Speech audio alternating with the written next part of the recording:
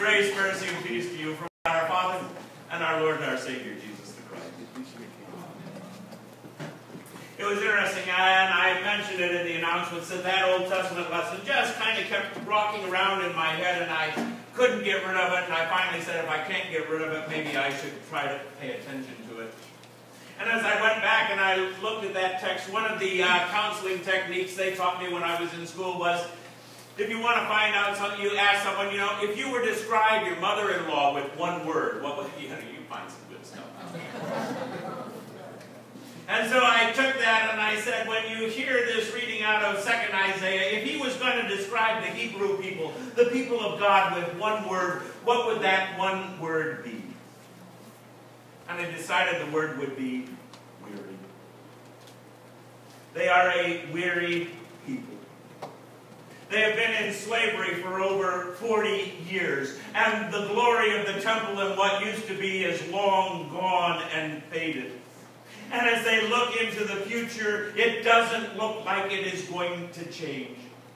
And no matter how much effort they put forth, it leads them nowhere. One day looks like the next, and there's no hope that tomorrow will be better, and the people's hopes begin to fade in the monotony of life.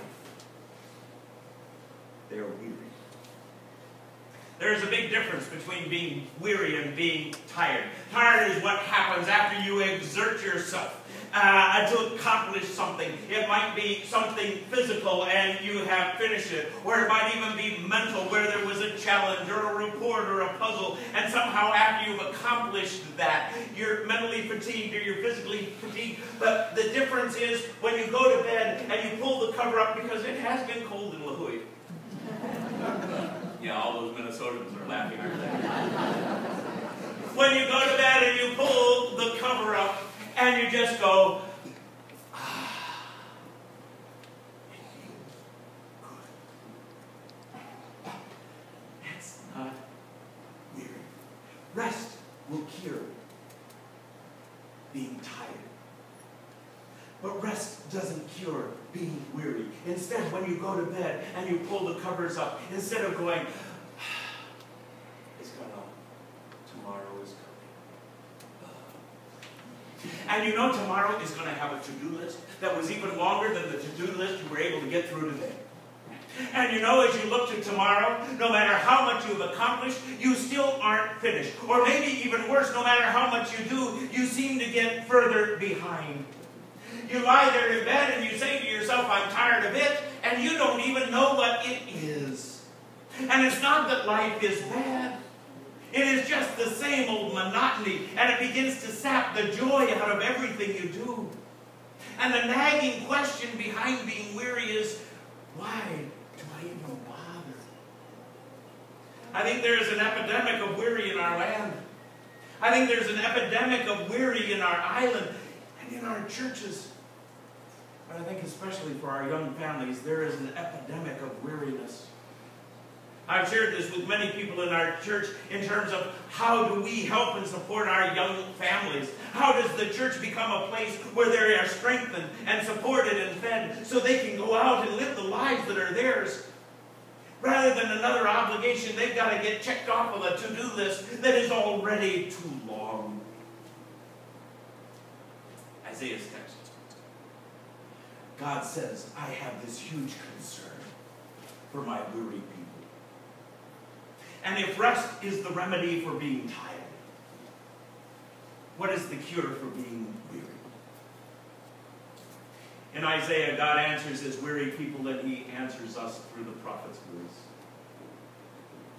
Have you not known? Have you not heard? The everlasting God, the Lord, the creator of the ends of the earth, neither faints nor is weary. The remedy for weary is God, and God is love. To fight weariness, you need love. I was starting my ministry as a single pastor in South Texas. It was a Sunday morning. The Sunday started at 6 a.m. I'd wrap up this and that, and I know I preached just a beautifully crafted sermon on God's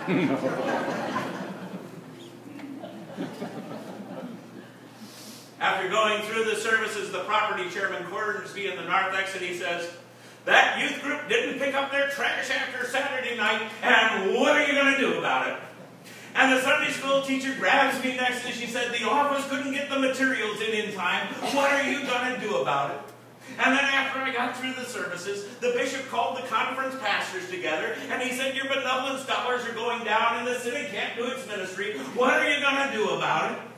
And then after grabbing a delicious, nutritious Big Mac on my way to the evening youth group meeting, I sat and I listened to them. "The church is for old people and it's boring. And what are you going to do about it?" And I said, "I have no idea, but for heaven's sakes, pick up your trash and get the property chairman off my back."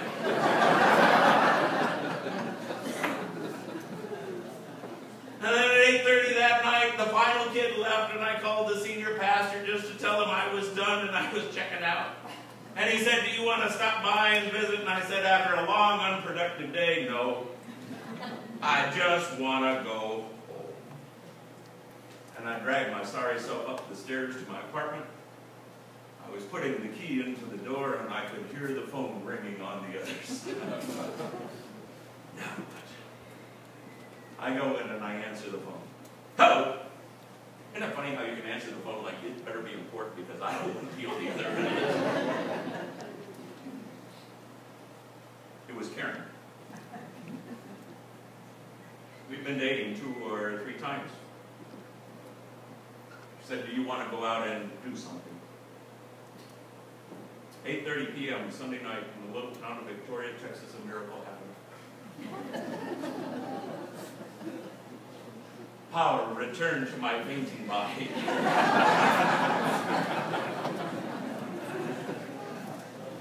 Not only did my legs go strong enough to carry me out of my door to hers, they were strong enough to do the Texas two-step as well.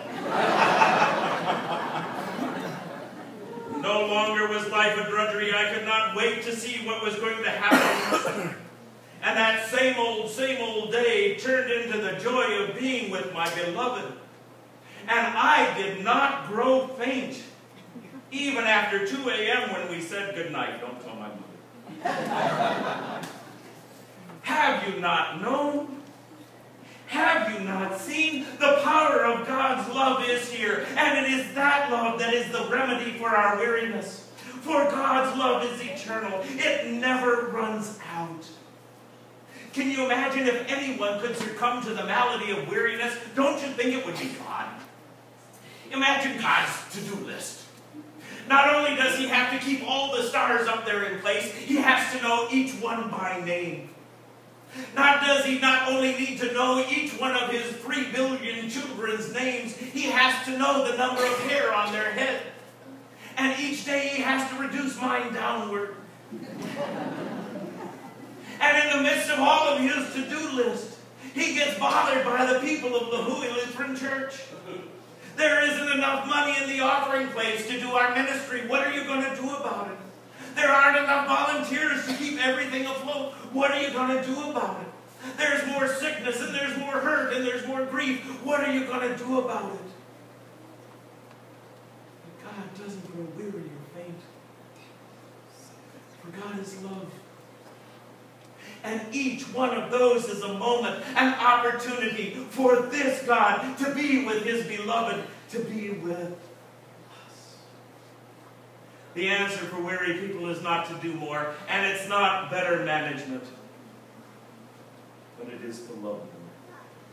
And tapping into that love of God which does not run out. And tonight you will not just throw another meal on the table, but you have the power to nourish what God has given into your hands and begin to watch it grow.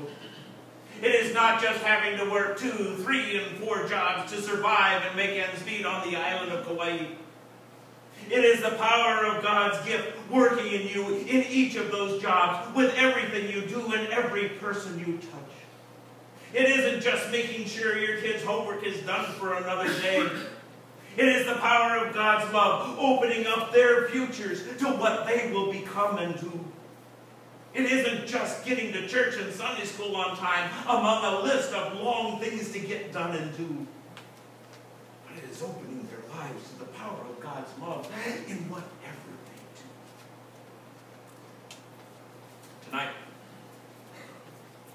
finally are done with your to-do list. And you go to bed, and you pull the cover up.